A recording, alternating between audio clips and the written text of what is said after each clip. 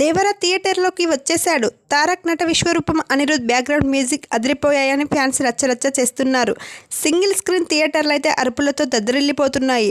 World wide వేల థియేటర్లో release కావడంతో తొలి రోజు వసూళ్లు గట్టిగానే రాబోతున్నాయని తెలుస్తుంది. సరే, ఇదంతా పక్కన పెడితే దేవరకి బడ్జెట్ ఎంత, రెమ్యూనరేషన్ ఎవరికెంత ఇచ్చారనేది సోషల్ మీడియాలో వైరల్ అవుతుంది. అయితే ఈ చిత్రానికి దాదాపు 300 కోట్లు బడ్జెట్ పెట్టారని తెలుస్తుంది. పారితోషికాల విషయానికి వస్తే దేవరలో ద్విపాత్ర అభినయం చేసిన ఎన్టీఆర్ దాదాపు 60 కోట్లు తీసుకున్నాడని తెలుస్తుంది. హీరోయిన్గా చేసిన జాన్వీ కపూర్ 5 కోట్లు, విలన్గా చేసిన సైఫ్ అలీ ఖాన్ 10 కోట్లు, ఇతర కీలక పాత్రలు పోషించిన ప్రకాష్ రాజ్ 1.5 కోటి, శ్రీకాంత్ గారు 50 లక్షలు, మురళీ శర్మ 40 లక్షలు తీసుకున్నారని టాక్ వినిపిస్తుంది. కెప్టెన్ ఆఫ్ ది షిప్ అయిన దర్శకుడు కొరటాల శివ ఏకంగా 30 కోట్ల వరకు అందుకున్నాడని సమాచారం. సో ఎన్టీఆర్, జాన్వీ కపూర్కు ఒక లైక్ కొట్టండి. ఇలాంటి అప్డేట్స్ కోసం మా ఛానల్ని సబ్స్క్రైబ్ చేసుకోండి.